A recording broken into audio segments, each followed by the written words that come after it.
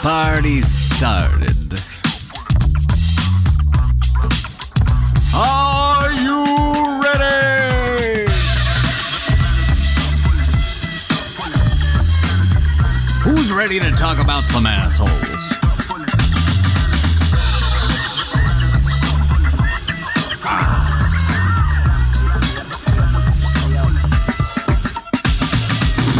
Tony Sparks joined up. Saw that. Saw the Tony Sparks there. Self-aware Mama Bear. Hello. Imogen, bring it. Bring the assholes. Self-aware Mama Bear, thank you so much for sharing the stream right off the rip. Appreciate that. Lisa. Yeah, you caught it right at the beginning. Heck yeah. Deanna, thank you for the balloons. Serenity and turmoil with those custom emotes. A member of the storm. Heck yeah. Ooh, it's Melissa. Let's party. Let's have an asshole party. Absolute Zero Ackerman says, Dusty, my guy. Heck yeah. Good to see you. Yam Yam 66 from Scotland. Good to see you, Daniel. Hello there. Nikki sharing the live. Thank you so much. Nicola Anderson. Your favorite time of day. Heck yeah. Favorite time of Wednesday. The pink shirt did make the cut. It did. Lisa, thank you for sharing the stream. Appreciate that. Tony Lynn with the roses. Thank you so much. Cheryl Diego with Harvey. Thank you, Nicola. Oh, heck yeah. I'm getting behind already. You heard the term snack cup on your Spotify? Oh, snack cup. Dude, I love the snack cup. Love it. And I talked to my dad after that whole discussion, and I was like, okay, I just need to verify that this came from you, and it did. It did indeed. Definitely better in this lighting. Thank you, Pam. I thought so. I did test it ahead of time. The white walls and bright lights back in the back, it's a little darker and more contrasty up here. Nana Cube, thanks for the love. Appreciate it. Linda G with the big love. Thank you so much. Thank you, Ackerman. Appreciate it. Candy Thunder got it for me. Of course. Pam with the heartbeat. Janine with the heartbeat. Thank you so much. Nicola bringing the thunder. Lisa, thank you for sharing the live. Kathy Joe, I'm happy you remembered as well. Addie, hi. Good to see you. Amber, thank you for the rose. Dark Evil Fairy, hey, Myra, good to see you here. Janine with the rose, thank you so much. Frankie J's mama, good to see you. Thank you for sharing the live. We've got Gemma. Hey. Navera with the lightning bolts, thank you so much. Tommy Gunn, thank you for the love there, man. I appreciate that. Frankie J's mama with the heartbeat. Linda with Tucker the turkey, thank you so much. Scrub forever. Woo. Happy hump day. Hey, it's happy asshole day now. We're going to change that word from hump day to asshole day. Candy sharing the live. Thank you so much, Caroline, representing Kenya. Heck yeah. Good to see you here. Moose sharing the live as well. Thank you so much.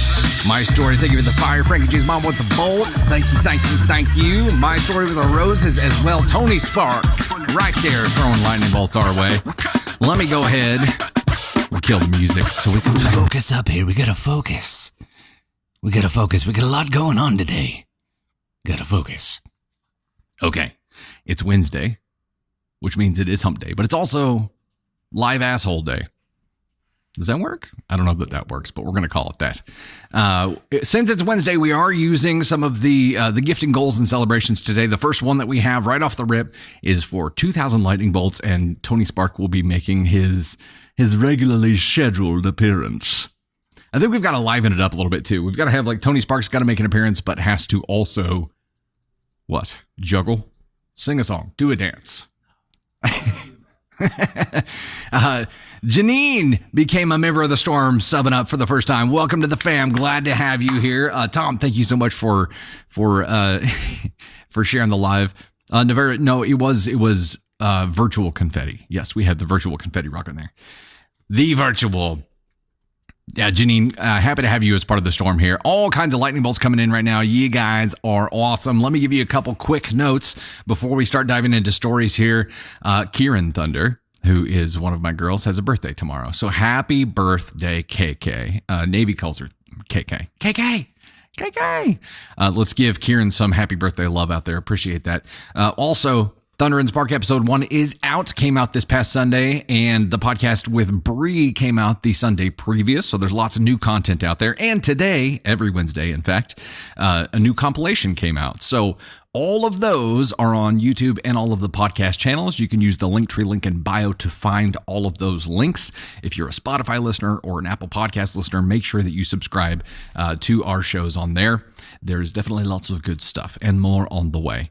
There are also a couple of new designs and new shirt types that have new colors available on DustyThunderSwag.com, and we have more designs in the works, so make sure you go check that out.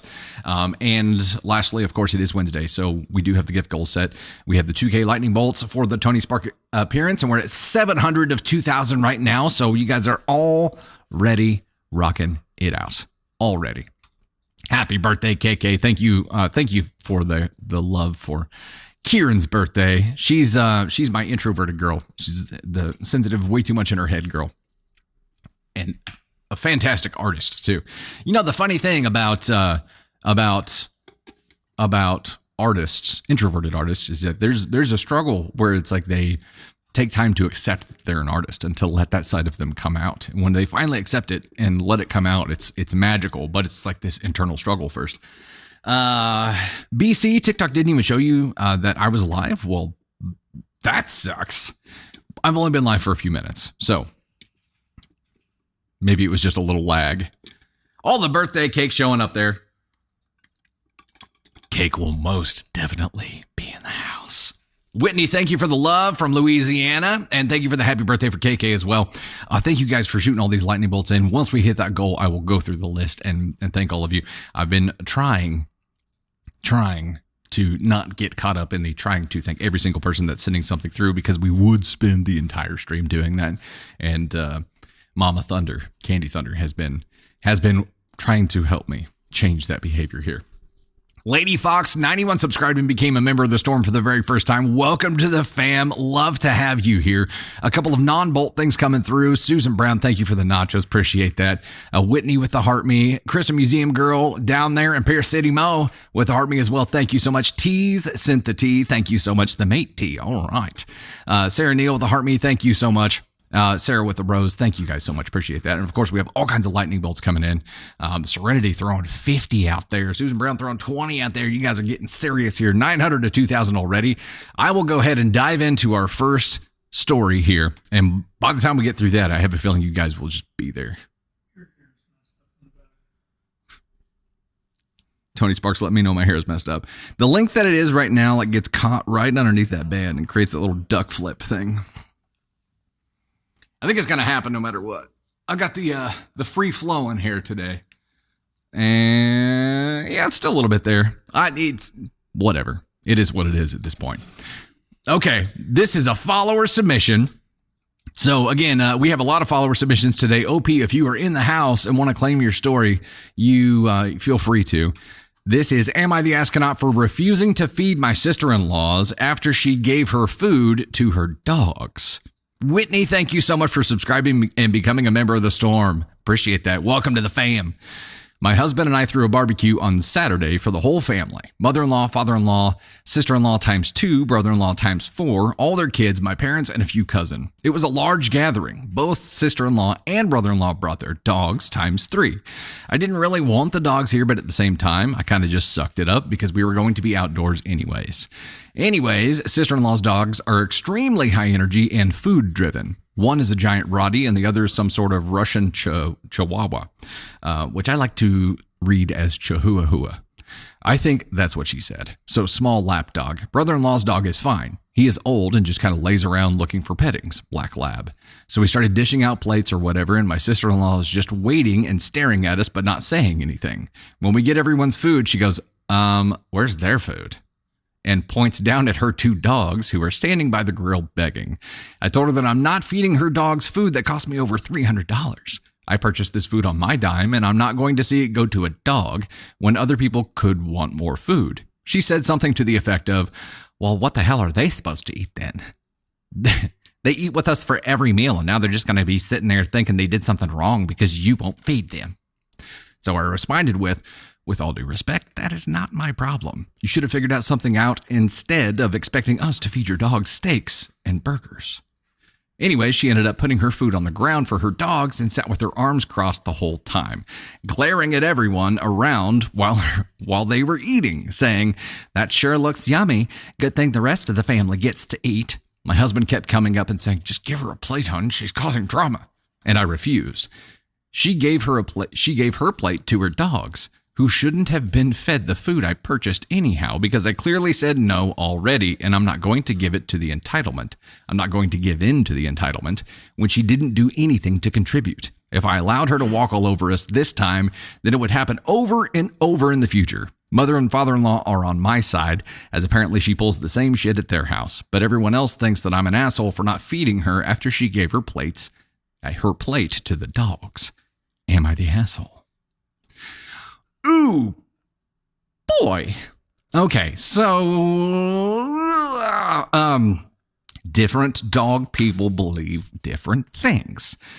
There are a few different issues going on here. I think as a dog person, either you're okay with table scraps or you're not. I personally am not, because Luna, who, is a toddler brain inside a horse body,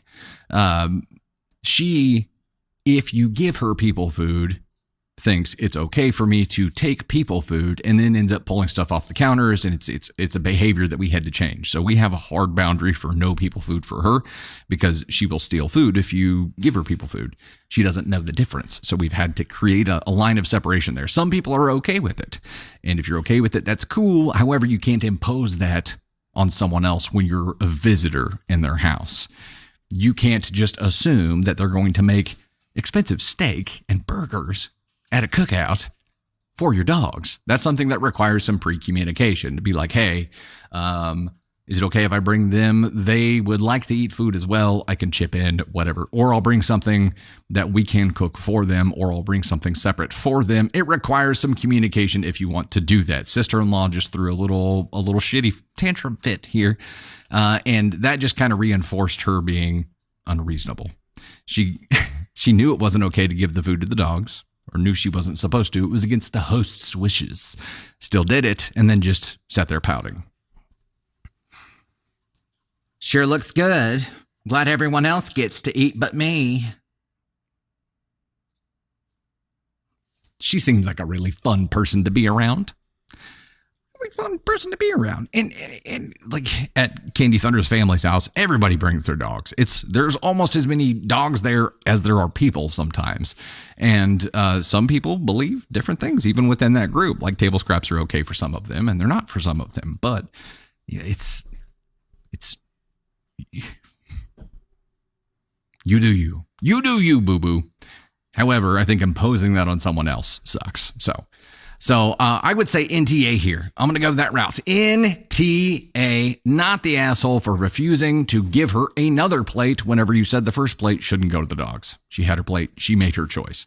It's on her after that. She was trying to force your hand by giving that plate to the dogs after you said no. So also the way she asked in the first place was just really shitty.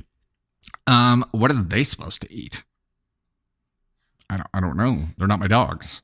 What are they supposed to eat? You tell me. Did you bring food for them? Yeah. Nothing that she approached here. She approached in a nice diplomatic way at all. And if she was trying to convince someone to do something, pitching a fit, I don't think is the way to do it.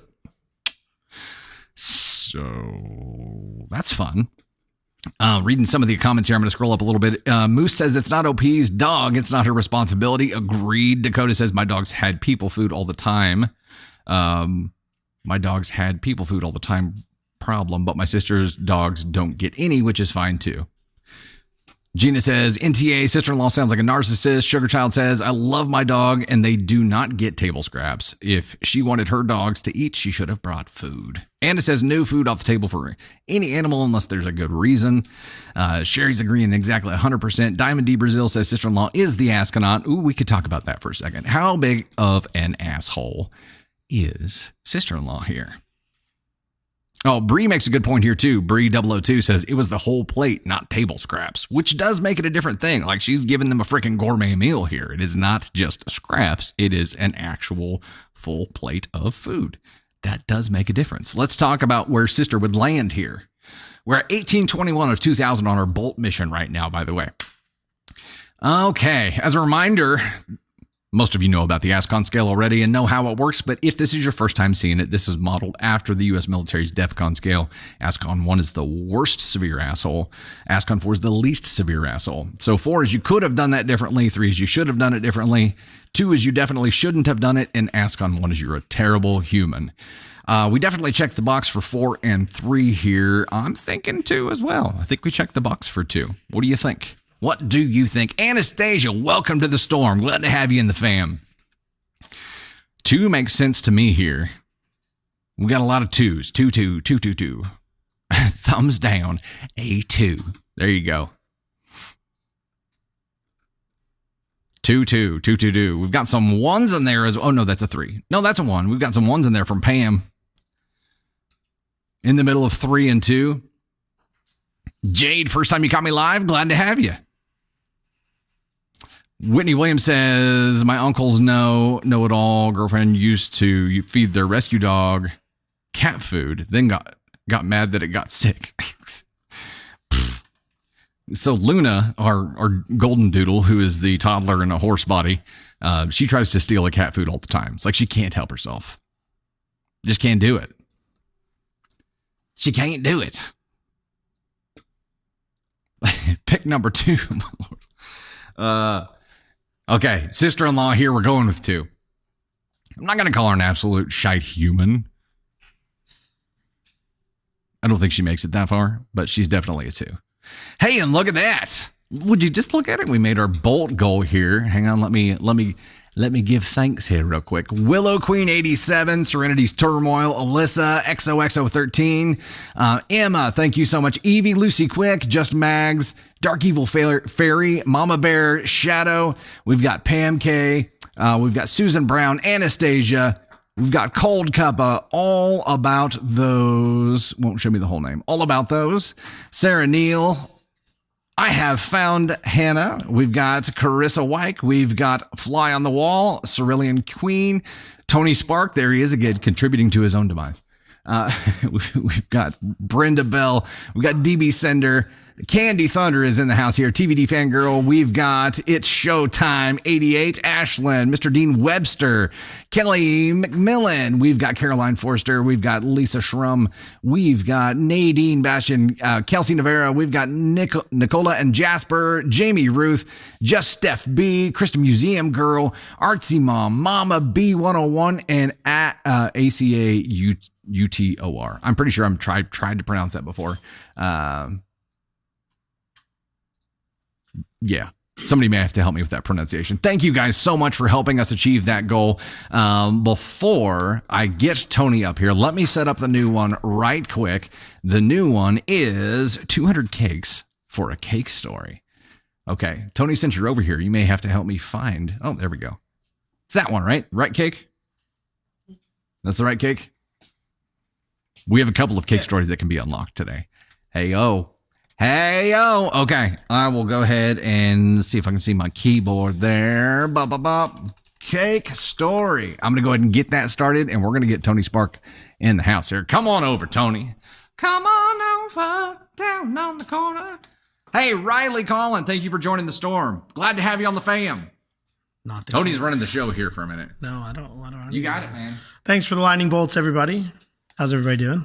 Good. Look at them flowing in with the cakes already. Hey-o. Where's the glow? You can see it. Yeah, right there.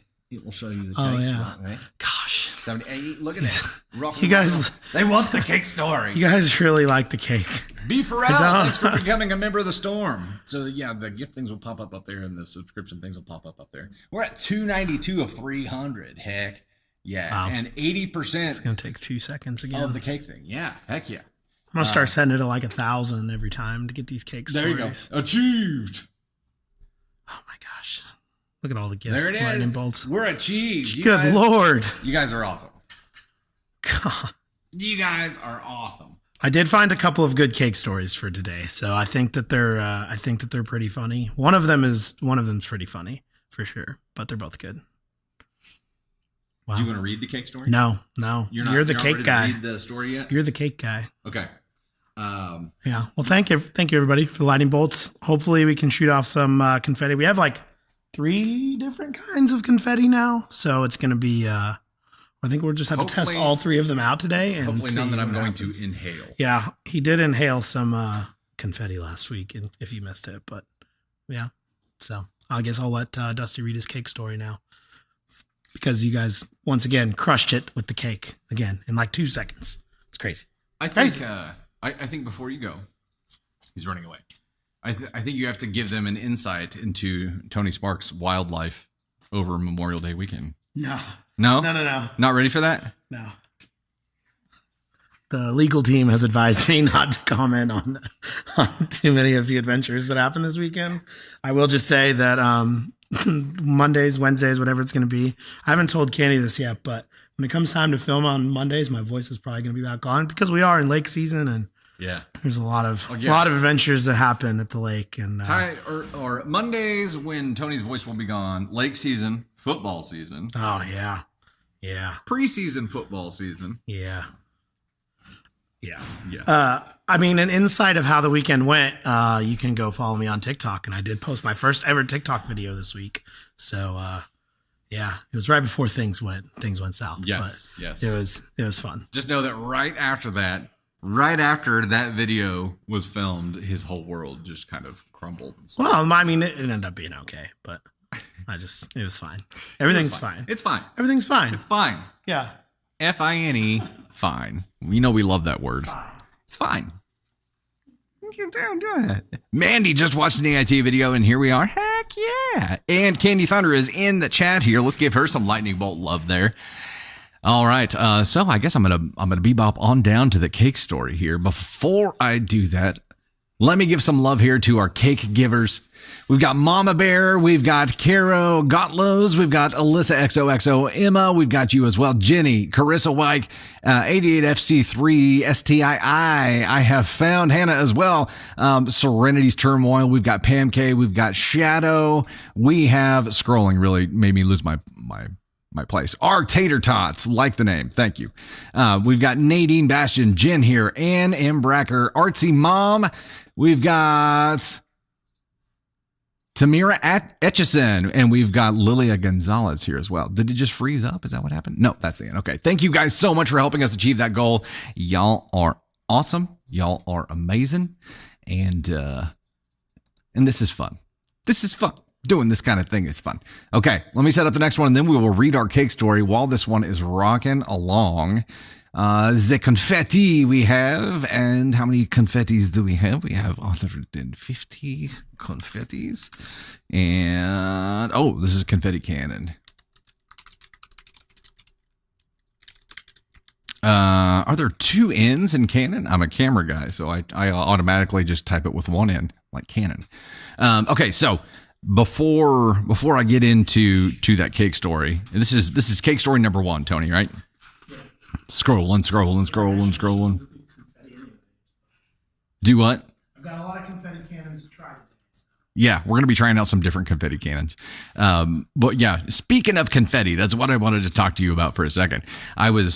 Tony said I was being dramatic about inhaling the confetti. I was pretty sure there was a piece lodged in my throat for like 3 days. But the day of the last live, when it was confetti everywhere and I actually inhaled a piece of confetti and then like coughed it back out, during that time, I joked around and said, watch, I'm going to get in the shower and like confetti's going to fall out of my ass crack or something. Well, I shit you not. The next day, I am in the shower getting ready for work, and I look down and there's a single piece of confetti on the ground. Came from somewhere. Don't know where, but came from somewhere. I'm like, you've got to be kidding me. There's confetti literally everywhere. Everywhere. Okay, let's go ahead and get into this cake story. This one is from the AITA subreddit, and it is, am I the astronaut for not serving cake to one of my coworkers? Ruh-roh. Throwaway, I, 24, love to bake as a hobby. I usually do desserts for friends and families and also occasionally bring stuff to the office to share with my coworkers. This past weekend was my friend's birthday, so she decided to celebrate it Monday since a lot of us had off work on Memorial Day. As a gift to her, on Sunday night, I made a delicious 4-layer chocolate cake with chocolate frosting to bring to her party. That sounds really freaking good. She was super appreciative and loved the cake. I realized that I had a lot of excess frosting after finishing making her cake, so I made a second, smaller, 2-layer cake to bring to the office on Tuesday, yesterday, as a fun surprise. My coworkers seemed excited about the cake, and many thanked me, and I decided to cut it up around lunchtime to serve to people. As I was cutting up the cake, one of my coworkers, 40s, male, said, "You really need to work on your piping work with the frosting. It looks a little sloppy." Dude, come on now. Okay. Now, I'll be honest, the cake did look a bit sloppy. I was really only making it to use up the excess frosting left over from my friend's cake, so I did run out when I was piping a border around the edge of the cake. But I was also really annoyed because I went out of my way to make a cake just to be nice for my coworkers, and he felt he had to critique my work. It's not like I'm a contestant on Great British Bake Off here. It's also not like the cake was disgusting or poorly slapped together. It still tasted fine and just looked like an amateur cake, and I still put a lot of effort into it. Anyways, I responded by saying, "All right, then don't have any," and didn't hand him a piece. I realized I probably came off rude here, and he looked a little shocked and walked away. Later that day, I got a warning from our HR rep about being rude and not bringing baked goods in if I wasn't going to let certain people have any. So I guess he went to HR about it. Really, dude? Come on. I'll probably talk to HR about it later today and try to clear the air, but I don't know if I'm at fault and should apologize or if his comment was unwarranted. Yeah, his comment was unwarranted. And what did his HR complaint say? "I said something stupid and therefore I didn't get cake. I would like for you to reprimand her." Sir, who's actually at fault? Well, I mean, I said the stupid thing that led to me not getting the cake. But she was the one who withheld the cake and got offended by my saying something. So I'm offended that she was offended because I offended her. It's the circle of life. NTA. No, ma'am. If somebody's not going to be appreciative, if they're not going to be appreciative at all, and they're just going to be like, that looks terrible. You should really work on doing a better job of this. Yes, of course I want one. Thank you.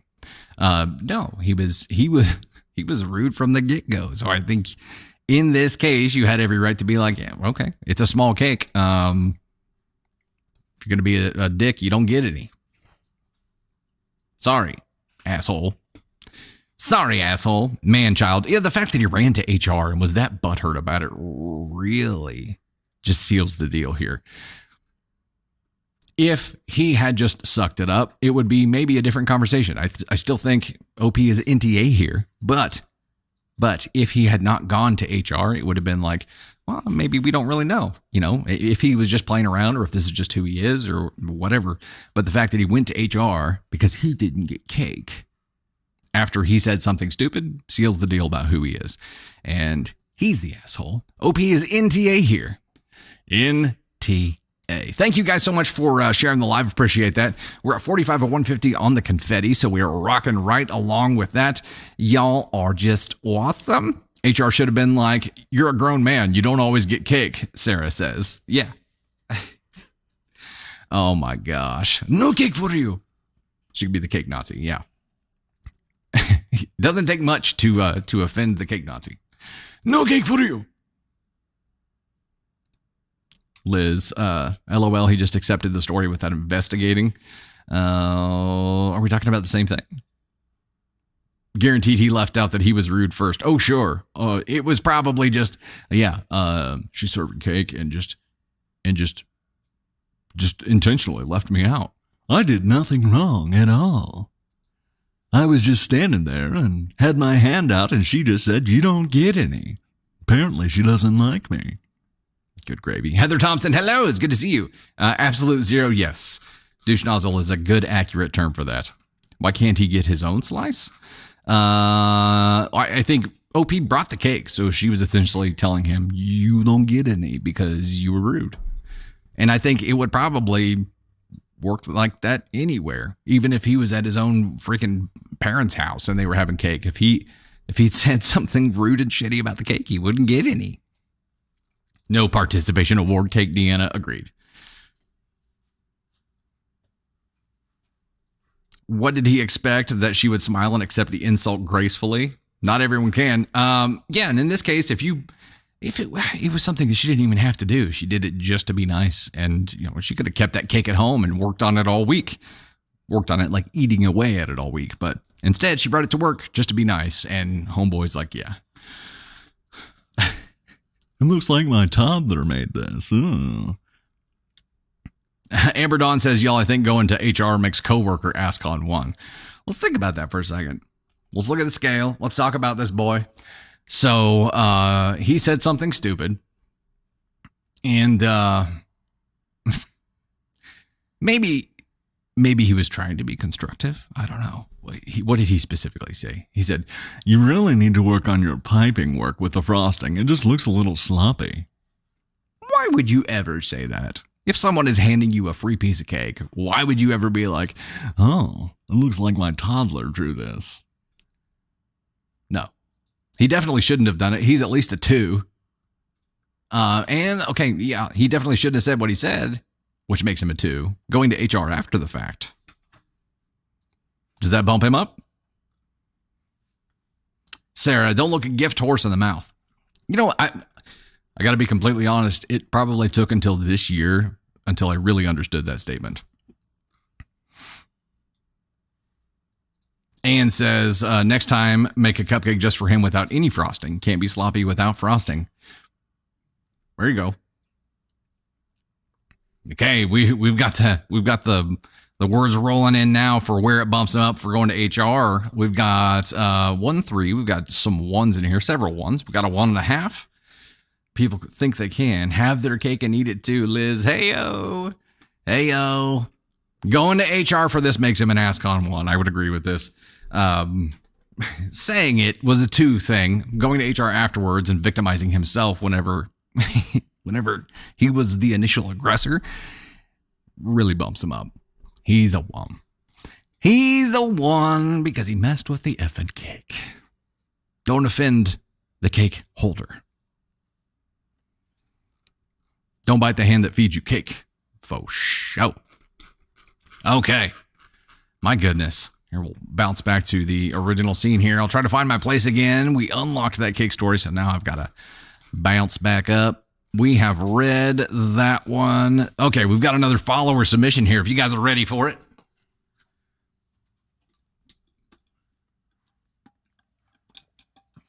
Holly Jill talk. Going to HR, like running to mommy.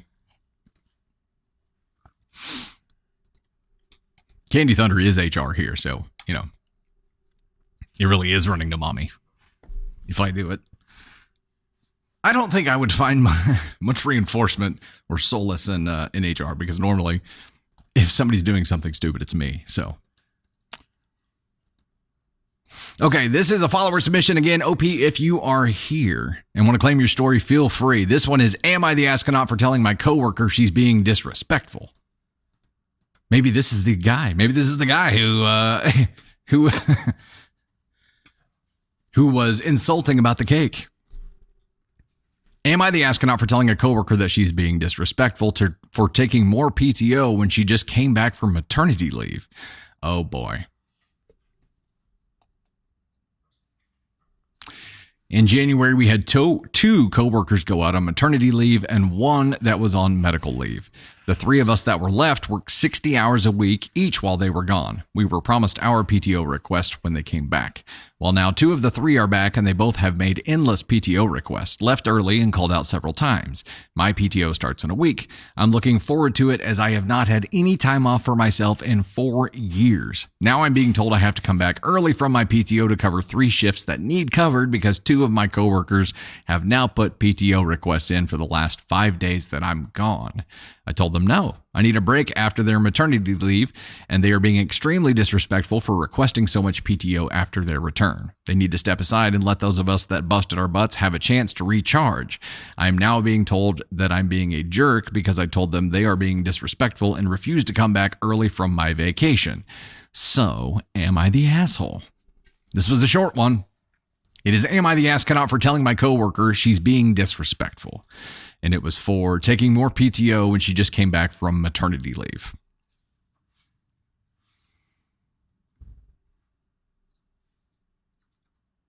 We've got oh no, Holly Jill talk. Sounds like the boss's problem, Kat. You know, I was kind of thinking this while we were talking. I'm like, what? Why is this something that the employees are having to figure out on their own? This seems like something that a manager should be coordinating to get things covered. I assume that's who reached out and said that that OP here needed to come back 5 days early to cover shifts that have since been requested as PTO. Now, here's the kicker. And again, I don't think this is OP's problem, but post-pregnancy, there are things that can come up. There are complications. It could be complications with mom or the baby that could require needing to be out that extra time. So there could be a really good reason behind the request, but it's not OP's fault. It's not OP's problem. I know that, you know, almost every business in the United States is understaffed right now. Like hiring and recruiting has been a major issue. It's one of the major marketing initiatives that we hear the most about, actually. So that could be an issue there, but this seems like it's something that should be a management problem and not a boots on the ground employee problem. They shouldn't have to fight this out themselves. It should be something that a manager figures out how to finesse, because this one requires some finesse and you can't expect them to finesse it amongst themselves. They're just going to argue. So, yeah, it seems like a very uncomfortable situation. Letters of Love Design says NTA, no OP gets / deserves / needs that time off. Rochelle says NTA on not removing approved vacation. Yeah, it was approved. It was approved. And OP's already out on this PTO, and then it's like, could you come on back? Could you come on back from that PTO that you are out there, you know, enjoying right now, probably in the middle of vacation or something, but yeah, we're gonna need you to go ahead and end that and come on back. Now, the comment here about being disrespectful for taking it, I think might be a little bit harsh, because you need a lot of context to understand why the request was made to be able to make that statement. That might be a little bit tough. And again, like I said, you know, post-maternity leave, words are hard. There are a myriad of reasons that could present the need for that additional time off that's needed, but that's not OP's problem. But because it's not OP's problem, I think, you know, taking a jab right there is unneeded. I understand getting pissed. I understand having feelings about it. I don't. Saying the disrespectful part was unwarranted, not unwarranted, but it was unneeded. It didn't help solve anything. Didn't add any value to anything here. It was just basically a boundary reinforcement of saying like, no, I'm not coming back. And I think it's bullshit that you're asking this. Should have been a management issue. We'll go ahead and say NTA for OP here. It might actually be a 4 because it could have been done differently, but this is not OP's issue. This is a management issue. It's not something that OP should be trying to solve on their own at all. It's where I'm at here. Thoughts. If it was approved, then they need to figure it out. Yeah. Calling him on vacation is disrespectful. Agree. And I don't think it was, you know, one of the employees that came back from maternity leave and trying to take more PTO that made that phone call. I'm guessing it was a manager of some kind, but this is the manager's problem. So if anything, I'd be pissed at the manager for even making the request instead of hurling that insult at the employee who is coming back from maternity leave and trying to take more time. An employee shouldn't have to work harder and longer because someone is on leave. Agreed. And that goes back to it being a management issue. They're clearly understaffed. So if someone is out and someone else has to jump in and pick up the slack, like there's an issue there with staffing. Irish shoes. Don't answer your phone on vacation. There's a good idea. There's a problem solver right there. Lizzie rocks. Why didn't management start recruiting while 3 people were out at the same time? Yeah, 3 people out at the same time would suck, especially if it's a small team. We're a small team here. And 3 people being out at the same time would be really, really tough. But, you know, my assumption is that most organizations would operate like ours when it comes to a small business. And if someone is out, it's up to the boss to pick up the slack, right? I mean, leadership team needs to be able to jump in and pick up slack to support the team. And maybe this is just a difference in the leadership style. Maybe this is a, there's the servant leadership style. There's an in the trenches leadership style. There's a bunch of different styles. Their leader here may just have a, just get it off my desk. I don't want to deal with it. You guys figure it out style, which isn't really sustainable because pretty soon everybody's going to be gone.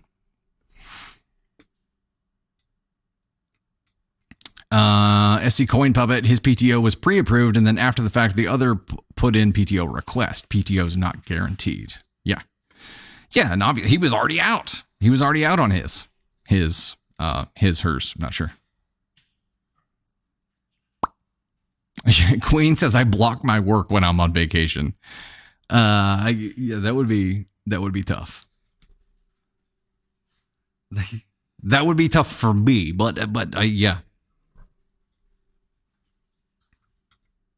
Nursey dear late again. That's okay. It's okay. Luckily, these Wednesday lives are the ones that we put the recording of up on YouTube after the fact. So tomorrow it'll be up there. It will be up there. Benjamin Johnson. I laughed at my boss when he suggested.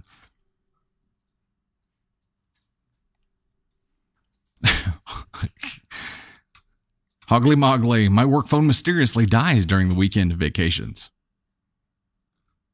Kelly, yeah, they were short-staffed. Clearly, this is a short-staffing issue, which again, I mean, depending on the size of the team, depending on how the structure of the organization here, there are a lot of variables that are in play here, but it shouldn't be their job to figure this out.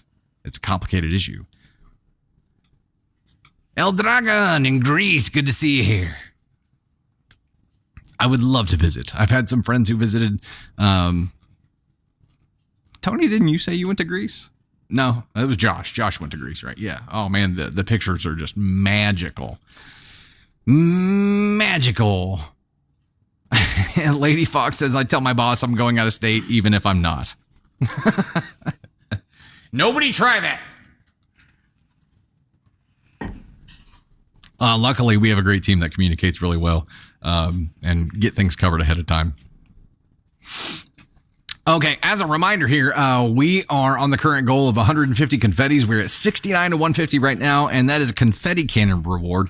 I will tell you as a tease that the goal after that, or the reward for the goal after that, is the ascon helmet and confetti again. I don't know if you guys saw the helmet from last time. It's very lifelike, very realistic. I'm pretty sure we got it from the Smithsonian. But seeing me read a story with it on is entertaining. Very entertaining. So if you are sending gifts, please make sure you focus on the confetti right now. That is what moves us closer to our goal. You can send anything you like, of course. You don't have to send anything either, of course. Never ask you to do something that would cause you any pain. However, if you are going to send something, confetti's where it's at right now. Nursey dear, thank you. Just don't inhale the confetti, Morgan. I'll try not to. I'll try. I don't know what happened last time, but I inhaled it, coughed it up. I need to go find that clip from the last live because it was intense. Okay, before we move to the next story here, as a reminder, Kieran Thunder's birthday is tomorrow, so happy birthday, KK. Oh, man, girls are teenagers, and it's like they're seeing your girls go through teens and getting older is scary. Just scary as hell. It is wild, but oh my gosh, Ben McNally has joined the chat now and is just loading up the confetti. He is going on a run here. Ben is my neighbor from a couple doors down here and is one of the coolest guys you'll ever meet. Ben, thank you, man. Appreciate that. So Kieran's birthday is tomorrow. As a reminder, Thunder and Spark episode 1 is out on YouTube and all the podcast channels and is hilarious and awesome. You guys definitely have to go check it out. We are working on a design for a 3-person podcast desk that would bring us closer together so we don't have to have such a wide shot. I know some of you mentioned the camera being so far away, which is tough with 3 people, but we have a solution. We just have to get it built. Also, the Bree podcast came out the week before. That and today's compilation are are all out on YouTube and all of the podcast channels, which you can find links to in Linktree, which is linked in the bio. And we have a couple of new shirt designs out now. They are The Words Are Hard. And let me show you real quick because the colors are the cool thing here. Boop, boop, boop. Move that over here. Let me press this button right here. And okay, this is one of them. So this banana cream color, I'm a big fan of. This is or one of the Words Are Hard designs. And this is another one. This is Tahiti blue. We're getting some cool colors here. So there are some different shirt types out now. We're experimenting. And Candy Thunder and I ordered ours last night. So we should have them to show off for you here soon. We should have them. Tony Sparks, or if you're looking for Tony Sparks TikTok profile, it is at Tony Spark _, correct? Yep. At Tony Spark, one word, _. Blue Bits, tomorrow is also International Children's Day. Well, look at that. She's a teenager now. She's not a child anymore. Oh my God. Candy, I know. I haven't found so we don't use a picture of my face. It would have to be a picture that we turned into a vector animation and then use that in some kind of design. And I haven't plucked the picture to use for that. So we'll get it figured out. We will get it. We do have a magnet that has a vector of my face, but it's an older one. You got to get the right, white stripes and the beard going on here. Christine, how do you get to the store? This is dustythunderswag.com. And if you go to it's on Linktree. So Linktree will have product previews and stuff in there too. And if you end up on the normal website, dusty-thunder.com, the shop swag button is now fixed. It was going to the wrong page for I don't know how long, but I did get it fixed this morning. So Glenn, I did. Yeah, I went with it looks more pink on my end, but it's salmon, as Ross would say.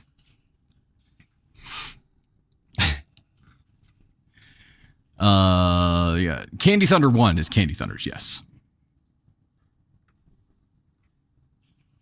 You in the astronaut helmet? Yeah, I know. It's very flattering, but I'll do it.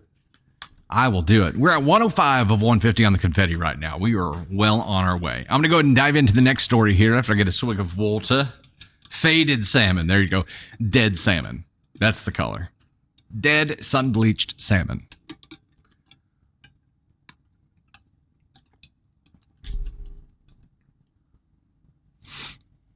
Cinderella story, Bex, with Hilary Duff. I don't know that I've seen Cinderella story with Hilary Duff. Undercooked salmon, cat. There you go. Yeah. Isn't fish typically cooked like medium? No? I was thinking from the Outback days that was right. Maybe it's mid-well. Juicy, tender, not dried out, overdone. Dusty salmon. There you go. It's Kimberly. It's the new color. We've named a new color. Dusty salmon. Leanna, thank you for the love there. Appreciate it. Baked salmon. Depends on the fish. Salmon sushi. I like sushi. I like sashimi. I like the slabs of the raw shit. Give it to me raw and wriggling. I like it. Okay, this one is from the AITA subreddit, and it is, am I the astronaut for telling people not to eat the food at my sister's wedding? Uh-oh. My husband, 27 male, and I, 26 female, were married 8 months ago. We had a big wedding with lots of food and drinks and people. I knew we would likely have leftovers, so had arranged for them to be donated to the soup kitchen we sometimes work with. However, my mom went behind my back and took most of it with her. I didn't really know what happened to the food until now. My sister Callie, 30 female, got married over the long weekend. She didn't want to mess with any of the planning, and knowing how my mom was during my wedding, decided to let our mom take over the whole thing. All we had to do was show up where we were told and party. The ceremony was beautiful, but it was when the buffet was revealed that I noticed something odd. Like the food looked eerily familiar. Like identical to what I had from my wedding, except for a little more dried out and sad. I found an opening and went to ask my mom about it, where she happily told me she saved a fortune by unfreezing the food from my wedding to serve to the guests now. I was horrified and immediately voiced my concerns about safety. She got upset and I said I was acting like a snob and should be happy the food wasn't going to waste. I argued that it was never going to be wasted, but she wouldn't hear that. I didn't want to make a scene, but was worried about people getting sick, so snuck off to see my sister. She was horribly embarrassed, mentioned that mom said something about saving money but didn't question it because she didn't want to foot the bill like I had. She told me not to eat the food and thanked me for the warning. From there, my husband and I discreetly started telling some guests to be wary of the food, and the rest of the night was fine. My mom caught some flack for being cheap, but I've also been catching heat. Some of our relatives have been saying that I intentionally made my family look bad and that the food was fine as it was frozen and then defrosted for the wedding. They said no one would have known if I didn't make a stink over it. I don't know if I did anything wrong. I could use some help and would like to know if I should apologize. Am I the astronaut? Edit, I'm getting a lot of repeat questions, so I figured I'd post here. My wedding had about 200 guests. My husband has a large family, and we intentionally planned for more people to come and knew that a lot wouldn't for one reason or another. So we knew we'd likely have leftovers and wanted to be smart about it. My sister and her husband have been together for about 10 years. They recently decided to get married for tax reasons and wanted to do a courthouse wedding, but my mom begged her to let her do an event. So she had a small wedding with only about 50 people. My sister hates planning and people, so she let my mom do everything. Have y'all ever heard of garage freezers? They're super common where I'm from. Okay, apparently a lot of people were asking, like, how in the hell did they manage to save and store all of this? But okay, depending on what kind of food it is, once it's served, it was probably, heated up. And then if you take food that has been heated up and refreeze it and then warm it up again, that's not great, right? I'm no expert in how food would be contained here. You know who is? Tony Spark? Is it okay? Tony Spark says it's disgusting. So assuming that you had a bunch of warmers that food was put in, I mean, is there any kind of food that this would be okay to do it with? I think it depends on what it is. I think it's the difference between putting it in the fridge and reheating it a few days later. Right. And then cooking it 8 months later, I would think it's not. Yeah. Okay, wait. It sat out all day at the wedding, too. How long was in between the two? 8 months. There were 8 months between the two? Yeah, and it sat out on a buffet all day. 8 months? Where's 8 months in here? Did I miss that part? Didn't say 8 months. Yeah. Holy crap. Oh, yeah. That's too long. That's too long. Okay. I mean, I guess it's as simple as asking, like, would you be comfortable feeding your wedding guest leftovers from 8 months ago? We ain't have nothing but maggoty bread for 3 stinking days. What about them? They're fresh. No, would not be okay with that. Would not be okay with that at all. No. It's getting salmonella just listening to this. Oh, you're getting Chicazola. Yeah, no, that's not okay. You know what the funny part here is? That mom hid it from everyone. I mean, she wanted to do this. She begged OP's sister to let her manage this event and hid where the food was coming from, or what was being used here. Hid it from everyone intentionally because she knew it was a sus move. So she knew. Saved a fortune. Yes. Until all of the medical bills start hitting you because of all the people with food poisoning. Now we're sending their bills to you. And then it won't be saving a fortune anymore. It will just be a bad choice. Okay, so OP's question here was, am I the astronaut for telling people not to eat the food at my sister's wedding? No, I think this was handled the way that they handled it discreetly. They didn't make this big announcement. They didn't talk shit on mom for doing it. They just said, hey, you might want to stay away from some of this food. It's from 8 months ago.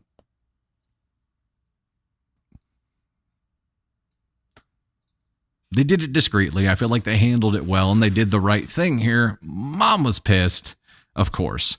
Ben McNally, my neighbor from 2 doors down here, just subscribed and became a member of the storm. Welcome to the fam, bro. Welcome to the fam. Oh, I just got my unstable internet connection. Video quality will be automatically adjusted. Just got that message here. That's fun. So sorry if I get a little Sorry if I get a little fuzzy on your end here. Revy, there you go. Don't drink the beer. The beer has gone bad. It's not like they were just trying to hoard it all for themselves. They were just trying to help people out and do the right thing here and do it in a very delicate way. So mom being pissed off about it is whatever. Where is mom in this story? Where is mom in this story for serving the food in the first place? And then for getting pissed. And then for getting pissed about it. Where would mom go here? Trying to save some bucks, I get. But, I mean, taking leftovers, freezing them for 8 months, and then bringing them back out, I don't get. I mean, I wouldn't even think of this as an option because it's like, I mean, I wouldn't want to serve wedding guests leftovers in the first place. You have plenty of options for cheaper food options that aren't, 8-month-old leftovers. Sophia says mom's a total ascon one. Criminal, straight to jail, Kat says. Straight to jail. Dylan with the ascon 2. We've got a lot of ascon 2s here. Ascon 1s, 2 at minimum. There you go. Tony the Tiger. And she took it from a good cause where it was supposed to go to a shelter. That's true. She diverted it from a shelter to save some bucks and then served it to wedding guests. Yeah, we're going for it. We're going for it, mama. Here you go. For your meal here at this event, we'll be serving you ascon 1. It's a it's an asshole that's gone bad. It's turnt. You probably shouldn't eat it, but you have to because you're on ascon 1. That's all there is. If you want to survive, you have to eat rotten asshole. It's turnt. It's turnt. Diverting it from people who could have actually used it, holding on to it 8 months, and then serving it to wedding guests to try to save a buck. Ill-advised. Hey, cool. Is that the smash room making all kinds of noise upstairs? Cool. Cool. Like that. Like that during a live stream. Love it. Love it. Blanche, thank you so much. Oh, is this the Blanche? Holy crap. Turntaskenot is your new gamer tag. There you go, Ben. Turntaskenot. Oh, man. Smash room. Yeah, there's a smash room upstairs from our studio here. Sometimes it gets noisy during recordings, which is fun. Oh, good point here, Sarah. Mom planned this 8 months ahead, premeditated ascon 1. Oof. It's true. That doesn't help. That doesn't help. Angel says, story time. What is a smash room? So the smash room that is upstairs is a place where you can go. It's typically like a group thing, but they have like old monitors, like old TVs, smashable things. And they essentially put you in like a safety suit in a room with a big sledgehammer and let you smash the crap out of stuff. It's like a stress reliever. Yeah, rage room, same thing. Helen Buckley from England. Good to see you here. Good to see you. Caroline, that makes ascon 1. You converted me. The premeditation, agreed. It was a very good point, Sarah. So was mom saving it for Christmas? Oh, no. Oh, no. Could it even have been used again at a home shelter? I don't know. That's a good point. I guess different shelters probably have different ways of or different policies for that. Hey, TLS, you helped us push us over the hump here for the confetti goal. Let me get some thanks out here while Tony starts trying to kill me with confetti.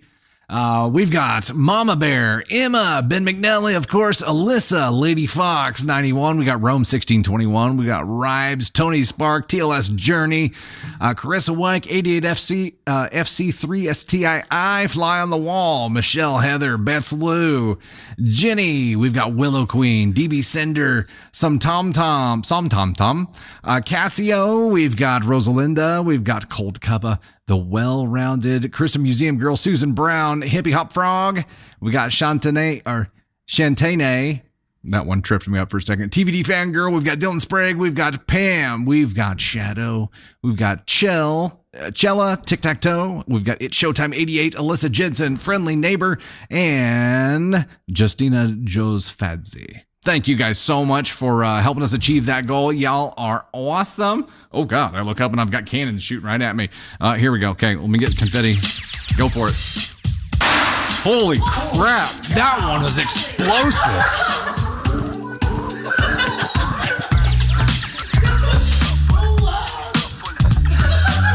I'm looking for powder burns.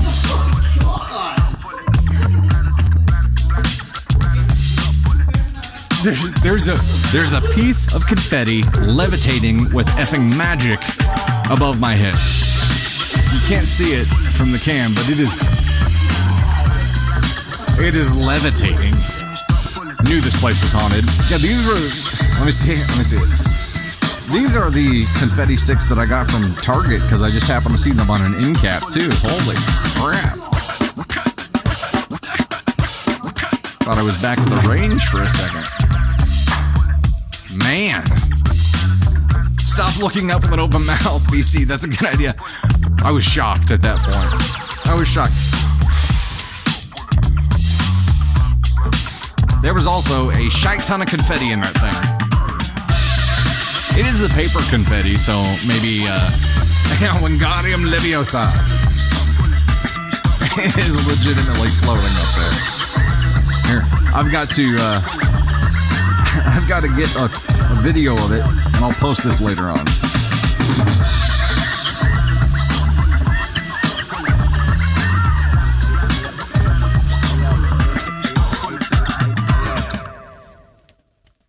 It's freaking dark magic going on here.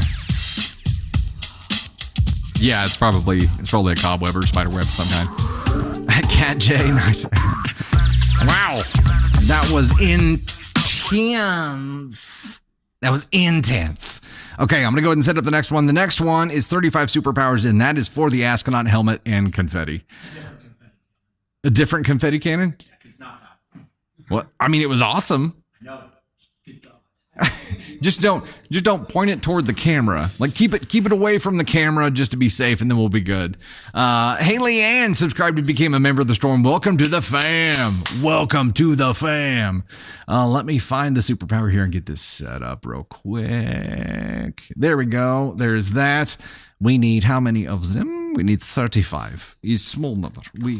Yes, is achievable. There we go. Oh, I didn't describe it right, so let me edit that real quick.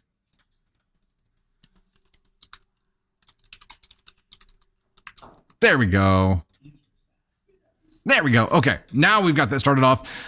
We've got Kimball Doctor subscribed and became a member of the storm as well. Welcome to the fam. We're at 295 of 300 there. I don't even know what we're gonna do if we hit 300 subs. We'll figure something out quick. Also, we do have a overall goal of 400,000 likes for the stream today, and we are currently at what? I don't know that I can see what we're currently at. We are at 90. Yeah, we're at 90. So we got a little ways to go. Please make sure that you are liking and sharing the stream. We greatly appreciate that. We want to get in front of as many people as possible. TLS and Erica, thank you so much for getting us kickstarted here with that. Chuck84, you as well. Thank you so much. Valerie, thank you so much for the heart me. Nikki with the superpowers as well. Y'all are awesome. Thank you so much. Okay, I've got a follower submission to dive into here. Let me get the confetti off. There was also a confetti in my water cup after the last live. I don't know how the hell it got in there, but this stuff is everywhere. Everywhere.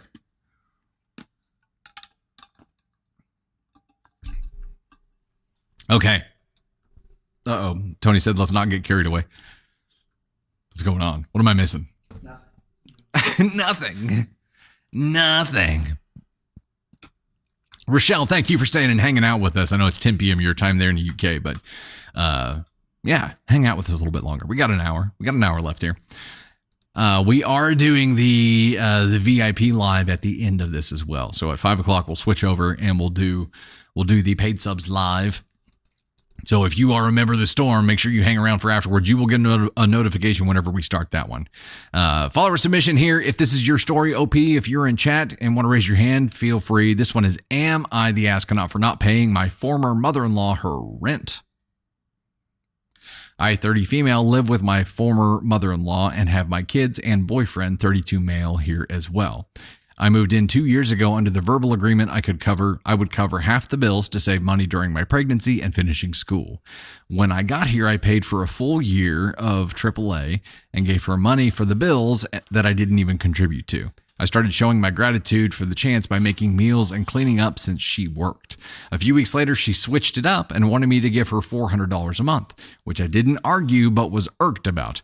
That same month, she stopped buying groceries and dog food for her dog since I had been okayed to get one too. So I started paying $650 a month to feed myself, my son, and boyfriend as well as her. This turned into $850 when prices for food went up and she moved her mother in who was diagnosed with dementia. I continued to clean, do dishes, and started retrieving water from the city to fill the storage tanks following the failure of the well. I cooked every night, not for just my family, but for her and her mother. And if I didn't, I would get pressured or manipulated into doing so. Mind you, this still continues to this day. I had my youngest in November of 21 and graduated in September of 22. I have paid $400 a month consistently, even though I don't have a legal change on the signed lease we had when we first moved in. Gotcha. I started a great new job earlier this year. She makes side comments of how she thinks it's funny with her overtime. She makes as much as I do when I went to college. I don't make overtime. My position doesn't grant me the chance for overtime. Then turns around and says that she has no money, is broke, and poor. But she's making over $6,000 every month after taxes with my rent and her mom's Social Security added into her income. Jacqueline Sarah Barr subscribed and became a member of the storm. Welcome to the fam. Glad to have you here. She says she's constantly tired. She's working 50 to 60 hours a week. I work 40, but I drive one and a quarter hours one way for my commute 5 days a week. So I equate to the same time for my job that she does if you include my commute. She still expects me to buy $850 in groceries to feed her and her mom as well as cook them. I recently stopped buying that much food and instead enough only to feed my family. She still uses my groceries over the ones she does. She still uses my groceries over the ones she does buy if she gets actual food. I have a thing against tube meat, chicken thighs, and Walmart brand bread. Tube meat? Are we just going to leave that one alone? You should probably leave that one alone, huh? Tube meat? She has a problem with tube meat. I'll leave it alone. Erica Hernandez has subscribed and became a member of the storm. Thank you for joining. Welcome to the fam. I buy the packages of meat that you can ensure look fresh and have less fat percentages. I also prefer chicken breast and artisan breads for the texture. I don't care about noodles or sauces, canned goods, or if yogurt is great value. I do have some small food preferences, hence my choices in the purchasing for them. If I don't have a meal planned, I get manipulated or guilted into cooking for everyone. If I don't, she uses my items to cook for everyone, leaving hers because she knows I won't use it. She has complained about us since the day we moved in, saying I wasn't doing enough, helping enough, or providing for the household. Mind you, I cooked, cleaned, did the dishes, hauled water, and have cut the lawn with a push mower, all until I started working. We live on almost 3 acres. 3 acres with the push mower. That sounds like my childhood right there. That would be fun. That would take some time. That's like a full day. She loudly complains to my ex-husband, her son, her boyfriend, and others about how I and my boyfriend don't do anything. And if she wants it done right, she has to do it. So I stopped doing everything altogether to get her to realize what we have been doing for years. Now, at least for me, she is being honest since I refuse to actually do anything. The last month there was a blow up over bills and my boyfriend, children, and I being the reason her bills quadrupled. Her mom leaves lights on 24/7 and sleeps with the TV on. We are out of the house for 9 to 10 hours a day. My oldest goes to school, youngest to daycare, boyfriend to college, and I to work. It doesn't make sense to me to blame us when they are home and watching TV, using computers, running lights, fans, and other items like the microwave, washer, or dryer while we are gone. It turned into a screaming match with my boyfriend confronting her over the lease and overpayment on rent for the last 2 years. She refused to listen and talk about it. She refused to address the food situation, and she refused to address other concerns we have had as well. So to regain some of my overpayment and money spent on food, we followed through with what we said in the fight. We wouldn't pay rent. And now I'm getting hounded from her son and getting snippets of her complaining and threatening to kick us out in a few months. Honestly, we've been looking for a house for months to get out, and I think we finally have one. I feel like I'm justified, but also feel guilty and like an asshole, but I'm done with her mind games and bullcrap. I'm wanting her to feel the hurt that I've been feeling since we've been there. Woo! That's intense. OP, are you here? Are you in chat? Have you seen OP in chat, Tony Spark? No. Dang.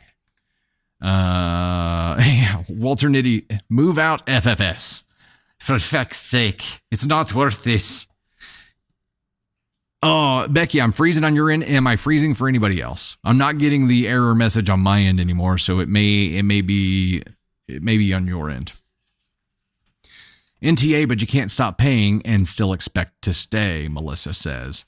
Yeah, you know, I would honestly talk to a lawyer, because if you had a signed lease in the very beginning of this, like you said, I would talk to a lawyer about everything that has happened here, what you've been expected to pay for. But the initial lease said what? Whatever the initial lease said is probably what you would still have to, or what you would have to revert to. If you did something in addition to what was on that signed lease, you may not get credit back for that unless you can prove that it was demanded of you to allow you to still be there. But man, I have so many questions about. So this is your ex-husband's mom's house that you live in with your now boyfriend and kids. So that dynamic seems very tricky just right off the rip. That seems like a very tough situation to try to keep the peace in. And honestly, it sounds like she was pulling all the shit just to try to get you to move out. It's like she was probably too big of a coward to say, I want you to move out, and instead just decided to make your life hell. And you played ball for a long time until now. So she got her way for a long, long, long time. Now, will she be able to survive in this home without you there? Is she going to be able to, I mean, between her job and, like you said, with mom's Social Security, she's making about $6,000 a month. So she can probably pull it off, but maybe not. And maybe if she needs you there and to be able to survive, then I would expect her to be a little more amenable about things. And maybe that needs to be a discussion. Like, if you need us here to be able to afford being here, then stop treating us like shit and we'll stay. But man, staying in this place just seems like it would be hell. And I'm sorry that you're dealing with this. It seems like a tough thing to just, from beginning to end, this is a tough situation. Ugh. Hey, Amber Lynn, you can submit a story on dusty-thunder.com. There's a form to submit your story there. You can also submit it at the Dusty Thunder subreddit. And if you're a member of the VIP group, you can submit it in the Facebook group as well. Mother-in-law has taken advantage of Morgan. You're right. Definitely has taken advantage of her. And I don't know if it is in a, if that's the end of it, just that she took advantage of her, or if she was doing all of this to try to force her out. Not sure. Not sure where this is coming from. Oh, Jasmine, that is a damn good idea. Tony Sparks says it's not happening. Pax War, good to see you here. Depends on the state, Ginger Snap says. Zeri Luna, let me jump back up here. Verbal agreement holds up if there's proof such as bank statements showing payments. I think this is where it becomes a legal conversation. And at least consulting with a lawyer to say, here's what's going on. In a lot of cases like this, this could be a letter gets sent and that's the end of it. Or or it could be something that ends up leading to more legal actions. But I would definitely want to know what my legal options were before I started doing things like refusing to pay rent. Because whatever your initial lease says is probably what you have to keep doing. Nothing in addition to that, but you probably have to keep doing what was on there. How do you get to be a sub? So the paid subs are the members of the Storm, and you become a member of the Storm. There are a couple of options on there on the TikTok. You can only do it when I'm live, but I think it's top, middle star, and bottom left star. There's a way. Is that how you do it, Tony? I forget. It's been a minute. Okay, so there's a button right next to the chat bubble that you can use. Okay, so yeah, you can hit the star in the top middle-ish. Is that right? Yeah. Okay. I'm always looking at this end. I'm looking the end that I see is, 3 big ass monitors. So, Red says if they refuse to pay without a lawyer and putting it in escrow, they can/will be evicted and still pay. It's getting tricky. Yeah, I mean, this situation sounds just super complicated and uncomfortable for everyone from beginning to end. But I think in your position, I would definitely want to talk to a lawyer here. And it's tough to know. I mean, you've definitely been taken advantage of. But the question of, am I the asshole for not paying my former mother-in-law her rent? I don't feel like I can answer that question. I feel like that has to be a legal conversation. What do you guys think, though? Is she the asshole for doing this? Or do you feel like she's justified? Ignore the legal part of it. Is she justified for doing this?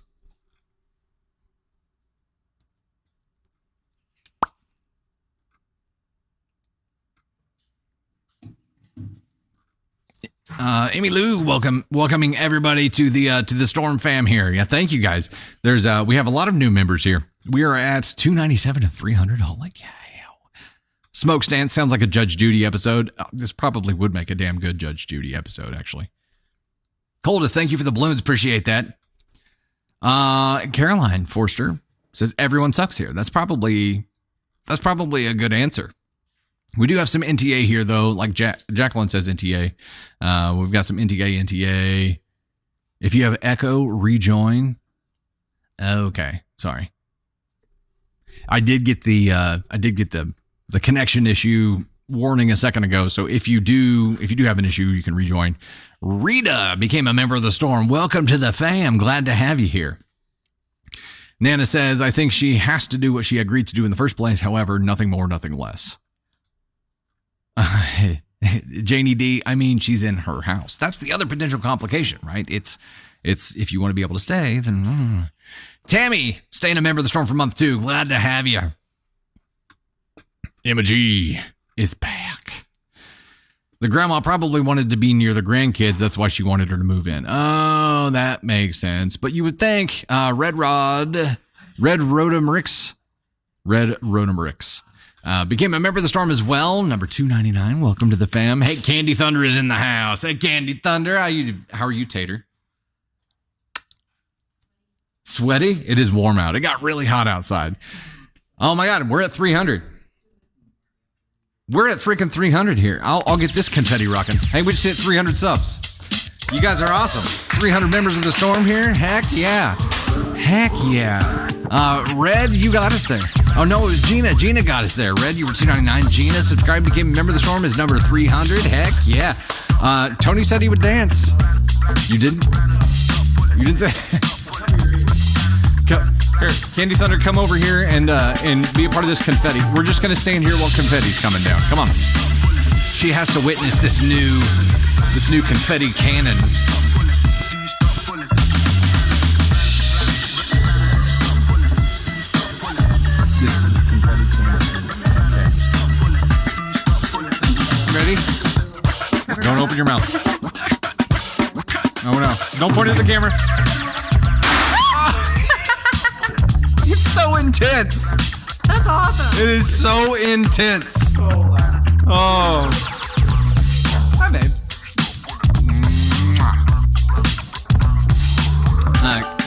Candy Thunder will be around for the VIP live after the normal live today.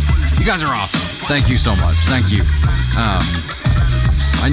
Whenever we started this back in August of 22, and I don't know, Luna would be terrified of that.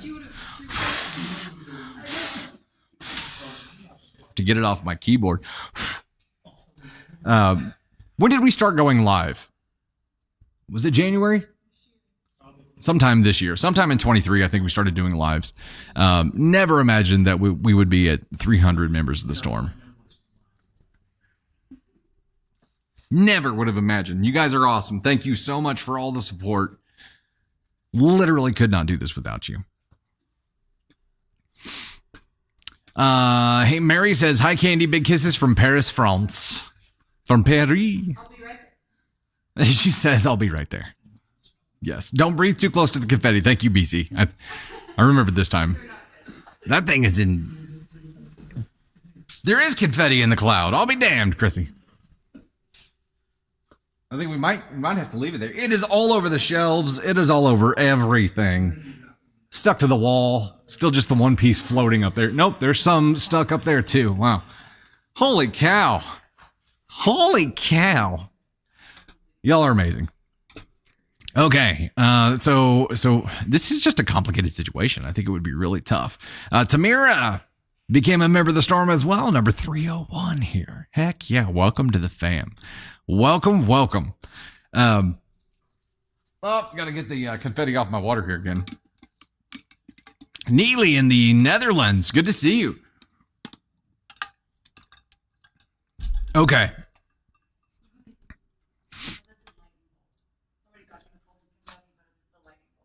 Oh, yeah. It looks like it could be confetti. It is legitimately everywhere, though. It is on every shelf. There is some on the bear's head.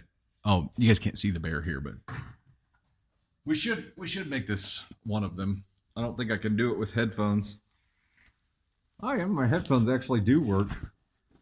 It'd just be hard to actually read a story like this. Get a little echoey in there. A little bassy. I feel like I'm being birthed again. What happened when I took the astronaut helmet off? Okay, I'll set this over here. That bear has crazy eyes, too. It's a cocaine bear, for sure. Okay, sorry about that. What? 323? Oh, my goodness. Y'all are wild. Thank you so much for joining up. Appreciate that. Tony joined up. Raymond joined up as well. I've lost my mouse. Justine signed up and became a member of the Storm here as well. Y'all are so cool. Love it. Okay, we've got another follower submission to read here. So again, OP, if you are in chat here and want to claim your story, feel free. This one is, am I the astronaut for standing up to my sister-in-law on her wedding day? My sister-in-law, Dana, didn't want me... What'd I do? You fixing my hair? This is happening.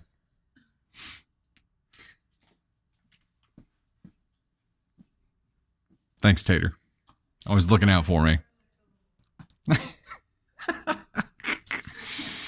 Oh...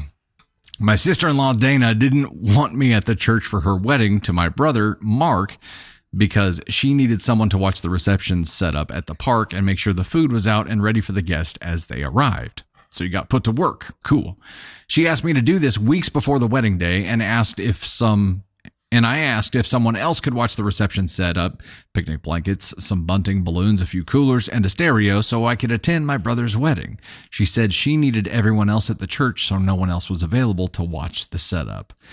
In the same conversation, I asked if I could have a +1 and was told yes. So I thought I'd found a solution to the problem. I asked my best friend, Sarah, to be my +1 and asked her to watch the setup at the park while I went to the wedding ceremony.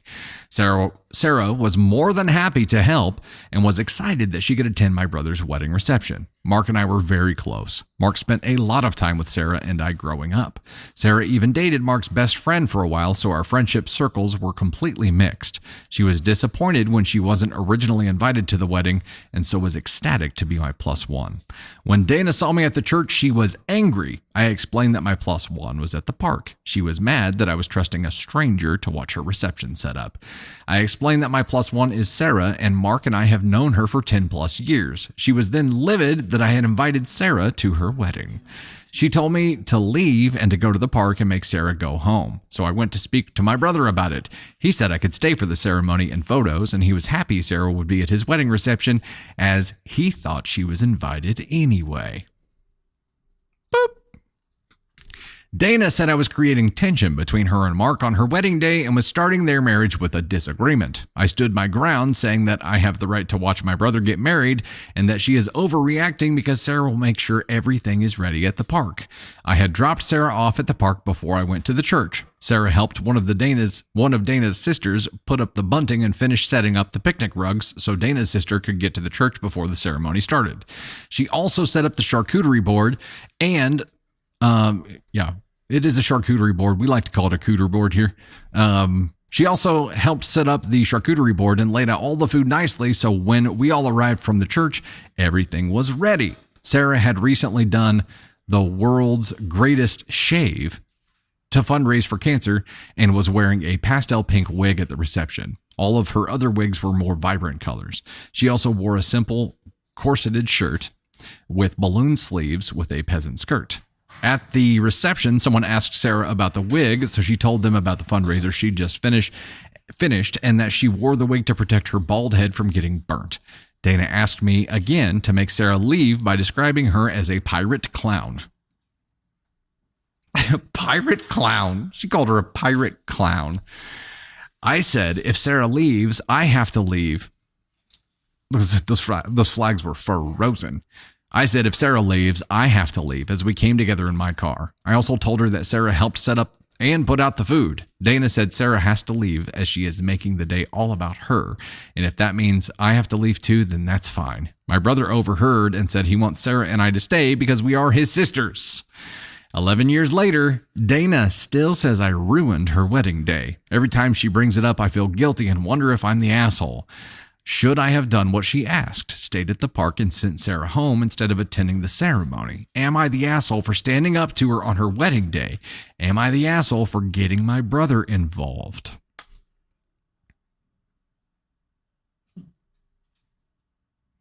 This sounds like a day. So wait, 11 years later, they're still married? That's the surprising thing in all of this to me. 11 years later, she hasn't run him off. Okay, so one factoid I need to go back and find here. Sarah. Okay. Sarah and Mark never dated, right? Wait, who? Sarah is a friend, right? She dated the groom's best friend, never dated the groom, though. Okay, so why is Dana so adamant about not wanting her at the wedding? I could only think this made sense if they had dated and had some kind of history that would make her uncomfortable and not wanting her there. But not wanting the sister to be there at the ceremony, that's not okay. And she hadn't even discussed that with her fiance, soon-to-be husband, because he wanted her there. He knew nothing about it, and he thought Sarah was invited too. So she has her feelings about things, and she's, the bride does what the bride wants on the wedding day. However, there has to be some consulting with the groom as well, doesn't there? There has to be an agreement here, especially if it's affecting the groom's family. And he viewed Sarah as family too. So two of his sisters were getting excluded by Dana, and he wasn't okay with it. So he piped up and said, no, I want them to stay. But now, 11 years later, Dana still blames this on you, OP? Is OP in chat? We haven't had an OP in chat today yet, have we? Well, gall darn, tell you what. Yeah, we watched Cars recently. I've got my Mater voice. Maybe bro confessed a crush on Sarah to Dana. I can't imagine that would happen. I mean, why would he, even if he had way back in the day? Why would he say that? But she's got some kind of insecurity. I don't understand not wanting the sister to be there. Dana, why would you want the sister to not be there at the ceremony? I mean, you could have had anybody watch the setup at the what's the word I'm looking for? The after party reception. Jeez, that word, words are hard. Mandy, you got a good point here. Brother should have shut this down and not been okay with the wife continuing to come to sister 11 years after. Yeah, which is one of the things why I'm just really confused about them, or I'm surprised that they're still married, because Dana, 11 years later, still pushing this. It's like, dude, wow. Anything that he's ever done in this marriage, he knows the statute of limitations will never be up on it, because here 11 years later, she's still using this shit against his sister. So she's going to hold on to everything that he does wrong forever. How are they still married? He must see something in her that we don't. No, OP, not the asshole for standing up to your sister-in-law on her wedding day. Why? Because the groom wanted you to be there. And he's your family, or he was your family. Now she is too. However, at the time, they weren't married yet. He was your family. He wanted you there. You get to be there. She doesn't get to just put you to work to keep you away, which is what it seems like was happening here. You got the job covered by someone. She should have been happy about that, but didn't even want the other girl there. So what the hell? What this Dana gal seems like she's very impossible to make happy. Another reason that I'm very surprised that they're still married 11 years later. Not the asshole for standing up to her on her wedding day because she was being unreasonable. Not the asshole for getting your brother involved because he's your brother and he's the groom. He gets a say too. Right? Right? Is there anyone...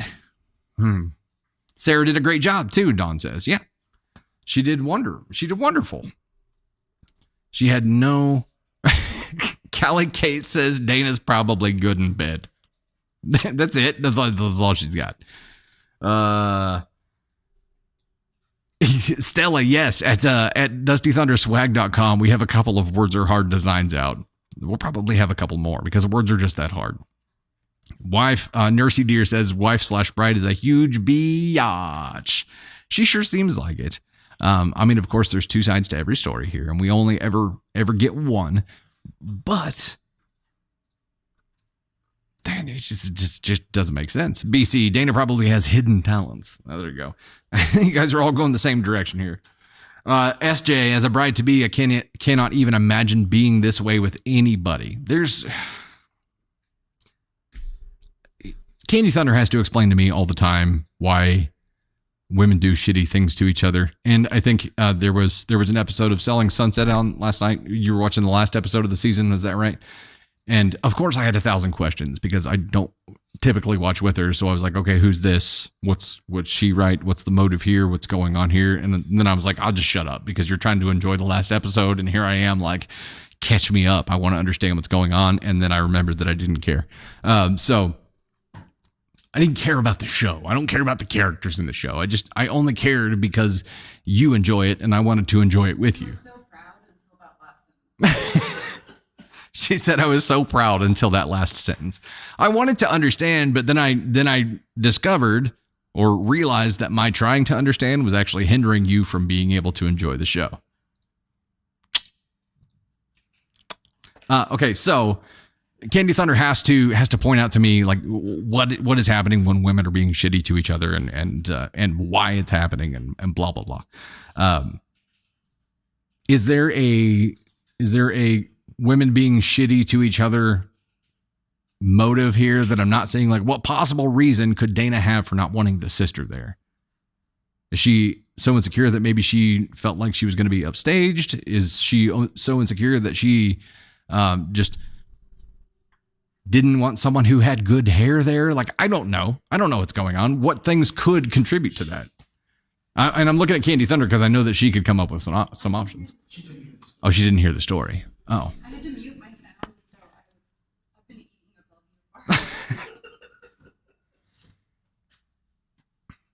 I'm sorry. I'll drink some coffee. Vanessa, she probably hates the fact that she has a good relationship with her brother. That could be possible. It could be that, if they were close, she's getting ready to have him all to herself, and she just didn't want anybody that had a strong connection there. She wanted to have his focus and attention completely. That's entirely possible. So it's hard for me to see those motives that Candy Thunder would be able to point out instantly and be like, it could be this, could be this, could be this. And I'm like, how, why would that ever be an option? So Sammy, yeah, you're right there. She wants them all to herself. She's jealous of the relationship.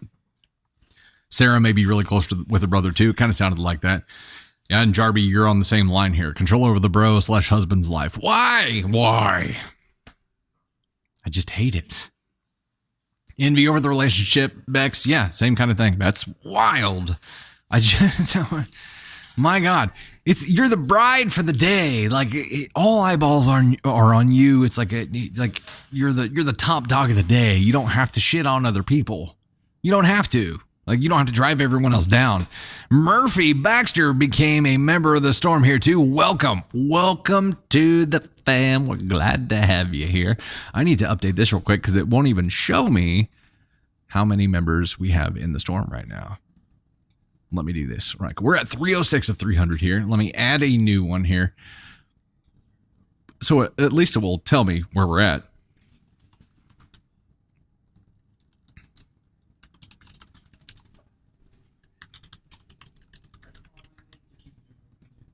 Okay, I've got a new one set there, so now I can actually keep track of it.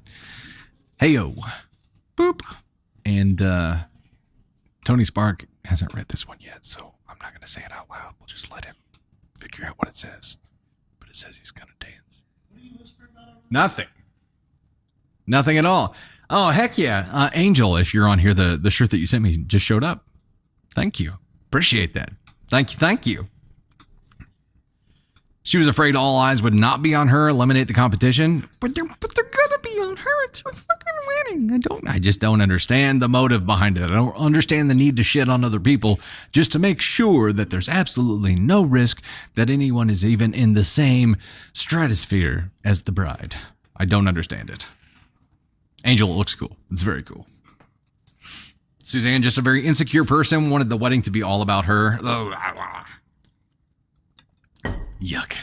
All right, we are at 20 of 35 superpowers right now. As a reminder, I will put on that very authentic Smithsonian astronaut helmet and read the next story while getting shot with confetti again. Also, we are targeting, it's hard for me to see the notes because they're all covered in confetti now. We still have the 400,000 likes goal. We're at 179 right now. So please make sure that you're liking and sharing the stream to help us get in front of as many people as possible. Michaela says there's no competition. Sarah literally dated the brother's friend. Yeah. My God.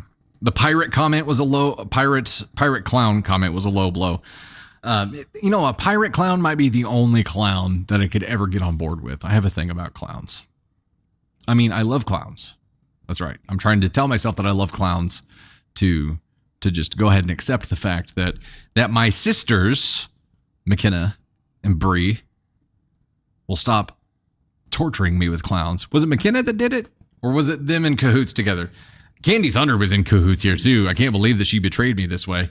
But there were, 20-ish, like little figurine clowns that my sisters gave her to start hiding in the house. And she started hiding them. I was finding clowns everywhere, which is when I finally got to the point where I had to be like, okay, you know what? I love clowns. They don't bother me anymore. I put one on my desk at home and I'm like, I stare at them every time I go, every time I work from home, because I'm like, they don't bother me anymore. That way they can't use them against me. I just couldn't believe it. Couldn't believe you would do that to me.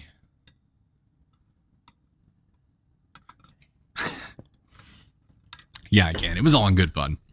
Night Drifter, welcome to the fam. Glad to have you here. As a quick reminder, we're 15 away on the superpower. Oh, yep, 15 away. We are 15 away. Also, remember to follow Candy Thunder, who is at Candy Thunder, the number 1, Candy Thunder 1 on TikTok, and Tony Spark is at Tony Spark _. And don't forget, if you haven't seen the Linktree link in bio that we have right now, be sure to check that out because there are links to the swag shop and all of the podcast channels, which you will find the newest Thunder and Spark, as well as last week's Bree podcast and the weekly compilations. If you haven't gotten into the weekly compilations yet, I highly encourage you to do it. If you like watching to / listening to stories, we do the compilations on YouTube and all of the audio channels like Spotify as well. Someone had mentioned that that Spotify actually does video playback as well, and we use Megaphone by Spotify for distribution. Words are hard for podcast distribution, and I looked and it would not give me the option to include video with that. So video for the podcast is still just on YouTube. However, I think we do now have the UK Apple Podcasts setting fixed. So if you're in the UK, haven't been able to find the podcast previously, you should be able to find it now. Okay, there we go. Oh yeah, and also some of the new shirts that are available on DustyThunderSwag.com are different kinds of shirts and have different colors available. We got some summer colors going on there.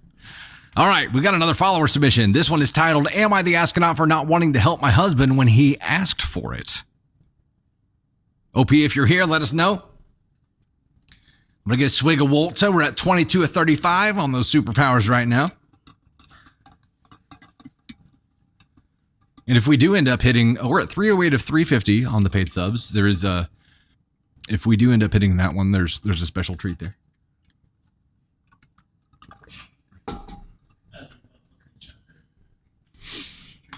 I say nothing. I will not to tell you. Is that what you were whispering about over there? No, I wasn't whispering about that. Yeah, Nothing. I I don't know what you're talking about. Don't know what you're talking about. Okay, the title sounds bad, but let me explain. I, 27 female, am married to E, 26 male. This summer, we will celebrate our 5th wedding anniversary. However, we've been more like paying roommates lately. Ugh. We'll go ahead and red flag that. We fell on hard times and moved in with my parents. My parents and I own a small bakery. It is my passion, and I love having my own store to do what I love and bake what I want. The store has been in business for almost 5 years, and it's been a rocky road. I do 90% of the work as we can't afford to hire. Okay, it was my parents and I own a small bakery. Sorry. My parents and I own a small bakery. It's my passion, and I love having my own store to do what I love and bake what I want. The store has been in business for almost 5 years, and it's been a rocky road. I do 90% of the work as we can't afford to hire other people, with COVID hitting a few months after we opened and then inflation. Somehow we've managed to survive. However, an important part of the story is that I can only be paid $200 per week, and it's been this way for 3.5 to 4 years. We just aren't making enough so I can be paid more for the amount of work I do and the amount of hours I am at the bakery. I should be getting close to 65 to 70 hour paycheck. I do the baking, cake decorating, sandwich making, shopping, and cleaning. But I continue on because I see the progress the store is making, and sometimes I'd rather that money be put towards more products and ingredients. My husband, on the other hand, has always had an issue with this amount. He had a good paying job making $750 to $800 per week. However, he was terminated in the beginning of the year. So now he started working part-time and is only receiving $650 every 2 weeks. We have 2 small kids, male age 3, female age 1.5. We have close to $20,000 in debt, credit cards and a car loan, and 1 income. He's been asking for 4 months for me to close the bakery and get a paying job. I've done the 2 jobs, the bakery and some other baking job, and it's extremely hard on me. I've only lasted a few months at the job before getting overwhelmed. I'm trying really hard to make my store, but he's insistent that I get something else. I would say I'm a traditional woman, and I think the man should provide for the family, and my parents feel the same. My husband grew up an only child in a broken home and has had a lot of problems with his family. At times, he was given all name brand stuff. I'm sorry, words are hard. At times, he was given all name brand stuff and whatever he wanted, and sometimes I feel it's the same thing. He wants what he wants, and he throws a tantrum when he doesn't get his way and doesn't understand that I'm trying to do this for our family. My husband and mother have not been getting along for the past few months for a few different reasons, and I'm fed up with all the back and forth. I am always in the middle of their argument, trying to diffuse the situation. My mom watches our kids while we're at work Tuesday through Saturday, 7 to 10:30. Used to be until 3 p.m. My mom feels unappreciated by my husband for what she does for us, and my husband feels belittled by her. Nothing he can do is enough for her. He cleans the common areas we share. She nitpicks that he missed something or that he did laundry on her day, petty little things. The final straw for him was when she accused us of lying to her about the time he gets out of work. I told her 10:30 because it's a 20-minute drive for him to get home, and sometimes he'll stop at the bakery to get lunch to either take back home or quickly eat it there. He hasn't eaten all morning, maybe just a coffee. I feel like no matter what, I am the asshole to someone, either to my husband because I won't leave my store I've worked hard to establish to help him pay our debts and bills, or to my parents who have not only helped work at the bakery but have funded the bakery since day one. P.S. My parents are not rich. My dad does taxes and sells life insurance, so he knows a lot about money and finances. So am I the asshole for not wanting to get a second job to help my husband? Ah! Ah!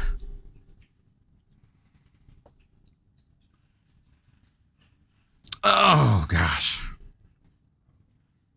Tony, what is your note here about the cake story? You saying to include it with this one or for the next one? Okay. So we're at 2635 on the superpower goals, which is the astronaut helmet and confetti. After that, there is a Tony reads a story goal, and that will be a cake story. Well, you're confusing me here. You have a plan. Quit deviating from the plan, man. It's all what ifs because we haven't hit the first goal. We haven't hit the goal yet. So we just got to go from there.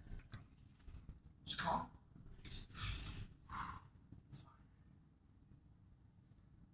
What are you doing up there? Practicing birthdays. Oh, Candy Thunder's over here serpent dancing. See how snake like I can be? Okay, so Nicole, a good point here. It's not about helping the husband, it's about supporting the family. Don't quit the cake, Misty Duke says. Small business ownership is tough. It is one of the toughest things that you could ever decide to do. That's why one of the lines that I had in that laundry video that I posted a little while back, which was not a story, it was just me being funny about doing a massive load of toddler laundry, said it felt like I was worried that this load of laundry had aged me rapidly, like being the president of the United States or a small business owner, because I equate those two things at a similar stress level. It is, the buck stops with you. It is, even if you have a team of employees, like it's all on you. It is an insurmountable amount of stress, and it will put you through the ringer. However, the flip side of that is that there's nothing more rewarding than being able to grow it. And your timing is the tough part here. Timing, like starting it off right before the pandemic. You survived through the pandemic, though, which is cool. Congratulations for that. And you've survived through one of the hardest times that we've seen in business in our living history.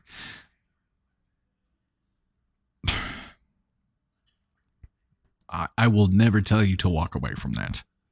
But I will tell you that as a small business owner, you can't always rely solely on your small business for income. There is a need to diversify. There is a need for a side hustle. It doesn't have to be a second job. It could be a side hustle, but there is a need to do that. Now your husband here, that situation with your mom is difficult, and that would be tough if you were staying with them now and mom and he are not getting along.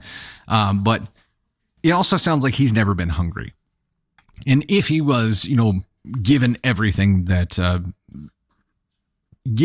growing up, like you said he was, and if that's kind of the vibe that you're getting from him now, it may just be that he's never been hungry and never really had to work his butt off to achieve something. And if that's the case, it's relying on him to lead here may not happen. You may have to step up the lead. And I understand your old school mentality about, saying that the man should provide for the family. It's luckily Candy Thunder hasn't had that viewpoint for us, because we do everything as a team. And maybe that's one of the options that you need to explore here. As a small business owner, it is certainly a lot easier if your partner is on board with you and you guys do this thing together. There's more risk involved because now both of your incomes are dependent on it, which increases the need for that side hustle too. So it's tough. It is tough as hell. It is one of the most stressful things you'll ever flip and do. It's also one of the most rewarding though. So I don't walk away from it. You do need to focus on growth though. And at some point you have to start looking at this and say, look, what's sustainable in a small business? Like, what is my time worth? What are people willing to pay here? And you may have to increase some prices because it has to be worth your time. It has to be something that you can sustain making a living at. And if you're not doing it right now and you are doing all of the work, if you're doing all the work and you're still not able to make anything with it, then you're probably going to have to increase some prices and decrease some cost to make it work. But you have to start looking at the number side of things there to make it work. If you don't want to do that and you want to ride this out until you get the customer base built up, if you just don't have enough customers, if that is the focus, really growing the base and growing the business, then you can't rely on it to feed you. You're going to have some other side hustle to keep income coming in so that you can still grow. It's tough. It is really freaking tough. But it could be, it's absolutely possible, though. Melanie in Kiwiland. Hey-o, good to see you there. Hubby's only working part-time. Yeah, Jen, it sounds like that's all he could find right now. So if the other part-time, I mean, either he's watching kids, coming back and taking over for grandma, or he could be jumping in and helping with the bakery as well. Sorry, I just had like a big old rant about small business, but it is tough. It is not easy. There's nothing easy about it at all. Brooke, thank you for sharing the live. Oh, Tony's holding up the ascon helmet. Oh, there we go. Okay, we'll jump to this and we'll jump back into feedback a little bit. Let me thank our. Here, I'll throw it on and then thank our friends who helped make it happen here. Get the confetti rocking. I know better than to try to put the. Yeah, that's been happening. That's fun. I'm going to space, y'all.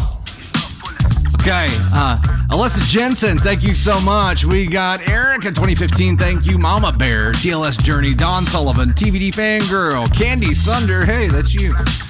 We've got Michelle Heather 78, we've got Valerie St. Camper, Jenny T 2610, 88 FC3 STII. We've got Pam K Snow XTC, we've got Leon Name the Water. I'm sure I screwed that one up. Sorry. Kelly McMillan. We've got Serenity's Turmoil. We've got Ribes. Tony Spark. That's you. And we've got Mexican Mama, Dark Pink Official, and Sir Gotham Knight. Thank you guys so much. Appreciate that. All right, here goes. It's going to be a big boom. Oh, wow. You shot that way too close to the camera, man. Scared the shit out of me. There's like a... There is just so much confetti around, guys. It's insane. It is insane. It's like friggin' Mardi Gras in here. Okay. It's hard to do with this helmet thing on. You must first find me a strawberry.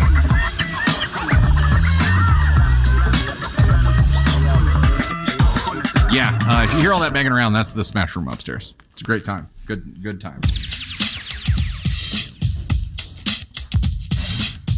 Look at this.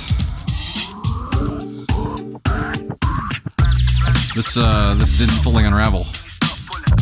Okay, get our music stopped and we'll dive into the next story. I'm back in Monty Python mode here. It looks like I'm trying to pretend that I don't hate the confetti. I like it. It's cool. There's just so much of it. So much of it.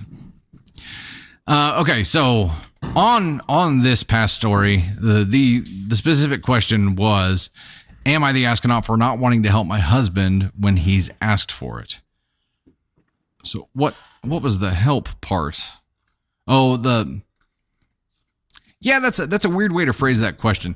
So how you phrase it at the very end and say, so am I the asshole for not wanting to get a second job to help my husband? It's not helping your husband. It's for the family. I think that mentality is going to be tough and divisive. You probably need to get rid of that worldview. Otherwise you're going to be a you versus me instead of an us need to achieve this thing. And the teamwork aspect of it, especially since you're a small business owner, is going to be absolutely critical.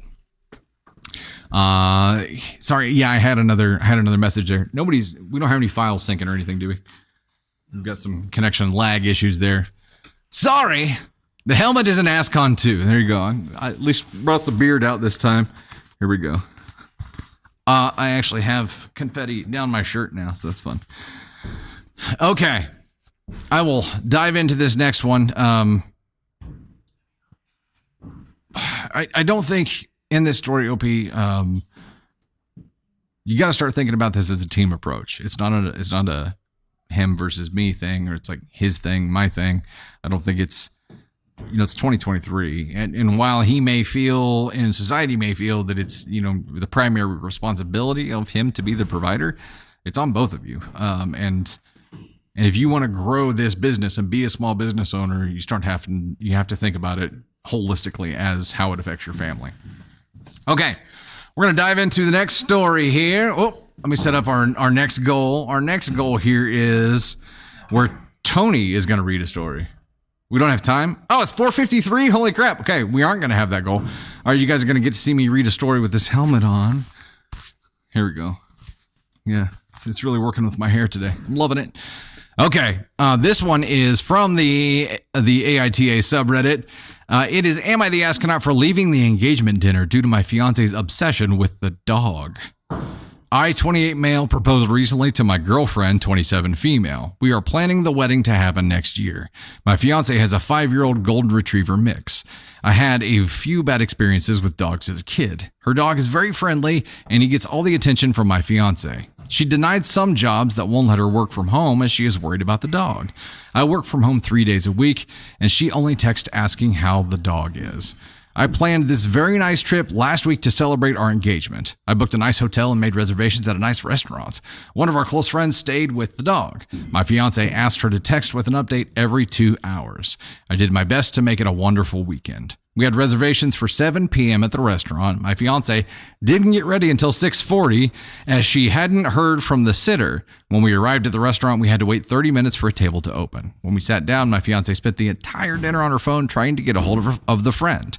I paid for the meal and got up from the table telling her that I was going to wait in the car. She came out 20 minutes later screaming at me for leaving her at the table alone. Woo! Okay, so the story is, am I the asshole for leaving the engagement dinner due to my fiance's obsession with the dog? Okay, wait. Okay, this was a trip. This was a trip they planned, so it was just the two of them to go celebrate the engagement. That's coming off. I can't do it anymore. Can't do it. So this was a celebration with just the two of them to celebrate the engagement, and she was too preoccupied with the dog to be able to enjoy anything. I think you're getting a good preview here into what the rest of your life is going to be like, OP. And this is a Nikki J. Thank you for subscribing and becoming a member of the Storm. Happy to have you here. We've got just a few minutes left in our live here. You're getting a good preview. And if anything, this may be a blessing because you're engaged now, but you are not yet married. And this is something that you either need to accept and support, or you draw a hard boundary line on and communicate that and hope that she respects it, or it's a deal breaker. I mean, you have limited options here about which way to go with this. So it is, I assume that you knew how she was with her dog whenever you got engaged. So signed up for this. At least you took the next step. And now maybe having second thoughts about it, you left leaving the dinner and, her waiting for the meal. She came out 20 minutes later, screaming for leaving her at the table alone. I imagine she was pissed off about that. This is a tit for tat kind of thing. I don't think that trading blows is the way to go here. You probably need to communicate and say, hey, can you put that away for a little bit so we can enjoy this dinner, instead of just retaliating, because now it's just a 1-up game. And by the way, you're engaged, you're going to be married, you're going to have to learn how to communicate through conflict. And the first year of that after getting married is the toughest because you're learning how to do that, but you're getting a crash course right now. So it's either something you're going to learn to communicate through, find a solution for, and you're going to be okay with it, or she's going to back off of it a little bit, or it's going to be a deal breaker. And the way that it looks and sounds right now is that this is not going to work out well for you guys. So I kind of think you are the asshole for leaving the engagement dinner due to your fiance's obsession with the dog, because you got engaged to her, knowing who she was and knowing how she felt about the dog. I understand you have your own feelings as well, but you did this instead of communicating about it. So let's take a look here and figure out where you're going to be, because you should have done this differently. Is it is it more than a 3? Is it a 2? You definitely shouldn't have gotten up and left the dinner. It might be. This might be a 2. Wait. Charlie Diego says if it took her 20 minutes, she probably didn't even realize that he was gone, or she was waiting on the food to show up or something. Or some servers just take that long to come pick up the card and run it and bring it back. We got 3s and 2s. It very well could be a 3. You know what? A good point here, Wendy. This is an everyone sucks here. Everyone sucks. Yes, she's going overboard. And she's, treating the dog like a kid, but you knew this about her. And instead of communicating about it, you just got up and left. And that was a childish response too. So learn how to talk, guys. Learn how to communicate. Learn how to figure out a solution to this. And here you could have communicated your feelings and said, this is how this is making me feel. Can we address this? Can you back off of it just for this dinner? Is there something that we can do? And instead, took the childish approach of just being like, I'm taking my ball and going home. And that's not going to work. It's not going to work with a marriage. You got to figure it out. Angel says, if you don't love my dog as much as I do, you're a terrible human in my book. Here's the deal. He said he had a few bad experiences with dogs as a kid. So he has this the separation wall, and the dog gets all the attention from the fiance. So you've got a dog lover here, and you've got, I'm not going to say a dog hater, but a dog keep his distance person. This is going to be tough to mix. It's going to be really tough to mix. I don't know, but this is one of those things where they've got to communicate through it. And you're right, he knew it. You're right, Cardi. He knew what he was getting into. That's why, they got engaged. So he apparently accepted that part of her, at least at the time. And now he just has to follow through. Dog tolerator. There you go, Morgan. It could be, Gina, this could be obsessive, and it could be, like projecting basically like a mother kind of child bond onto here, but he knew that. And yes, she shouldn't be obsessed with that during their engagement dinner, but I'm guessing he knew, he knows how obsessive she is over the dog. So things have to change on both ends.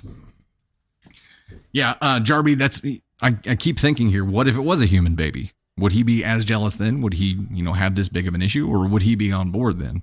What if he was like, I've had some bad experiences with babies in my past, and then later on, it's this kind of crap. Everyone sucks. Okay, we are going to go ahead and end this stream. Thank you guys so much for hanging out with us today and for contributing to the goals that we had. We are at 283.4 likes on the stream right now. 20 words are hard, everybody. Words are hard. 25 new members of the Storm during the stream today. Thank you so much. You guys are awesome. Thank you so much for hanging out with us today. If you are a member of the Storm, look for the notification here in 5 to 10 minutes, and we will spool up that VIP stream here real quick. And Candy Thunder's coming over to get confetti out of my shirt. Yeah. Nice. It is everywhere. I felt it fall down the back of my shirt a minute ago. I'm sure more will fall out in the shower. Brittany subscribed and became a member of the Storm. I picked up your butt fetty. Candy Hunter says she picked up my butt fetty out of the shower.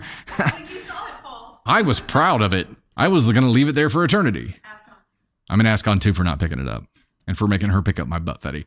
In my defense, I didn't make you pick up the butt fetty. I was leaving it there like a cat leaves a dead mouse. It was like I brought you a gift. Okay, we're gonna start the sub only stream here shortly. You will get a notification if you are part of the Storm to join up with us. We've got to get the wider lens on and get everybody set up for the wider scene here. So we will be, can butt fetty be a shirt? Rug Mother says abso-friggin-lutely. Got a design in my head already. It ain't pretty. Okay. If you're a member of the storm, we will see you here in a few. If not, we will see you next week. Thank you so much for hanging out with us. Muchas gracias. Here, we'll take us out with some music here. Brooke became a member of the storm right here at the end. Thank you so much. You're number 311 in that, fam. Well, happy to have you here. And we'll have links to everybody who just joined after the VIP stream ends today. And Karen Coker subscribed as well. I swear I have confetti in my pants. I'm trying to dance it out.